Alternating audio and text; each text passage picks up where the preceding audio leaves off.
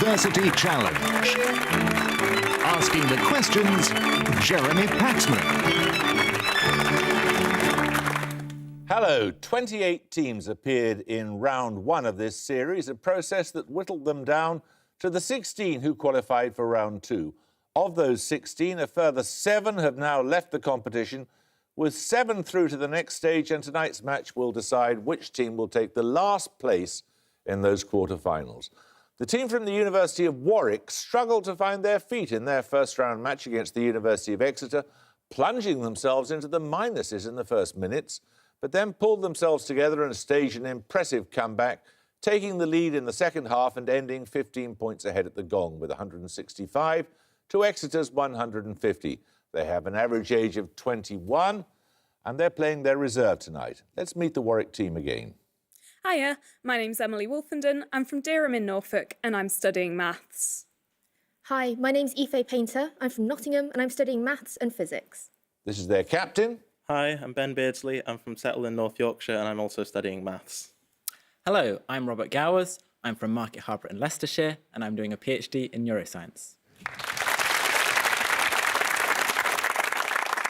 Now, the team from Bristol University had a similarly slow start in their first-round match against Queen's University Belfast, allowing their opponents to get a 50-point lead before they got off the mark.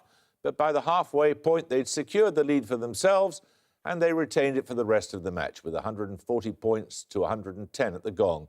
With an average age of 31, let's meet the Bristol team again. Hello, I'm George Sumner. I'm originally from South London, but now living in Bristol, and I'm studying physics. Hi, I'm Owen Iredale. I'm from Hadley in Suffolk and I'm studying biology. And this is their captain. Hello, I'm Anne Lemaiste. Originally from Adelaide, South Australia, I now live in Bristol. I'm studying for an MA in history. Hi, I'm Pushan Basu. I'm from Newcastle and I'm studying English literature.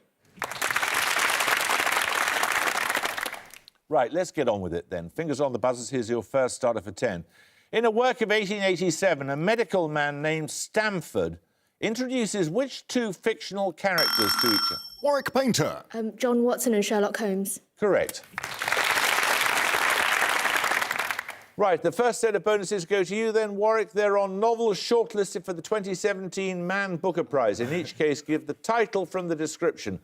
First, the debut novel by Fiona Mosley. Its title is the name of a historical area and former kingdom in Yorkshire that also appears in the title of a collection of poetry by Ted Hughes. The Kingdom of Northumbria. Yeah, Northumbria. I could believe that. Yeah. Northumbria? No, it's Elmet. Secondly, with a title consisting of numerals, a novel by the US author Paul Auster about a life lived in parallel versions. So maybe like a palindromic? Maybe. XIX? Yeah, maybe. XIX? No, it's 4321. And finally, the first in a projected quartet by Ali Smith, who's described her novel as being about the shortness of life. Autumn? Correct. 10 points for this. Quote, let's make our language heavily inflected so future students have to memorise a zillion verb endings. Bristol Iredale. Latin. No, you lose 5 points. A zillion verb endings. These words of the webcomic xkcd.com refer to which large language family? It includes Gujarati, Icelandic and Italian. Warwick Gowers. Indo-European. Correct. These bonuses are on scientific prefixes, Warwick. Name either of the 2 similar prefixes that generally denote compounds that are dark blue or azure in colour. More specifically, they denote a radical with the chemical formula CN. Cyan? Yeah. Cyan? Cyan is correct, yes. Appearing in the word cynosure, in which it refers to an alternative name for the pole star in the constellation Ursa Minor, the prefix cyno, C-Y-N-O, indicates what animal? Dog? Is it serious? Yeah, dog? Correct. In words such as cytokine and cytoplasm, to what does the prefix cyto refer? The cell? The cell, yeah. I think. The cell? A cell is correct. 10 points for this. What term denotes the theory that attempts to make general relativity consistent with quantum mechanics, relating particles with... Warwick Beardsley. Correspondence theory? Nope. You lose 5 points.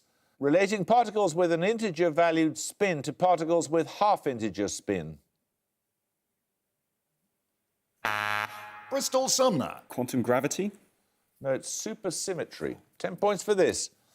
In an argument with the art patron George Beaumont about the merits of the academic style, which painter is said to have placed a violin on a lawn to illustrate the difference between the actual colour of the grass and its depiction by the old masters?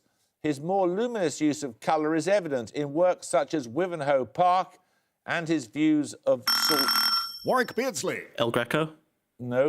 of Salisbury Cathedral. You use 5 points. Bristol Iredale. Constable. It must be, of course.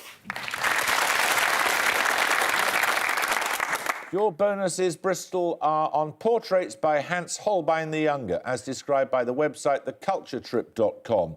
In each case, name the subject of the portrait from the description. Firstly, the classic image of the middle-aged monarch, regally bedecked with jewels, but with a hint of menace in that small, cruel mouth. Henry VIII? Correct. We see the great scheming Machiavelli of the court, a cold, joyless face with a severe expression and small pig-like eyes beneath his beetling brow. The face of Iago. Cromwell. Thomas Cromwell is right. Finally, a philosopher, lawyer, author, Speaker of the House of Commons and future Catholic martyr. Thomas More. Correct. Time for a picture round. For your picture starter, you'll see a map. 10 points if you can name the city highlighted. Bristol Iredale. Pittsburgh. Pittsburgh is correct, yes. Pittsburgh was, of course, named after William Pitt the Elder. Your picture bonuses are 3 more cities, and this time I want you to give me the historical figure after whom each is named. Firstly... Monrovia. Monrovia. Monroe? Monroe. Yes, it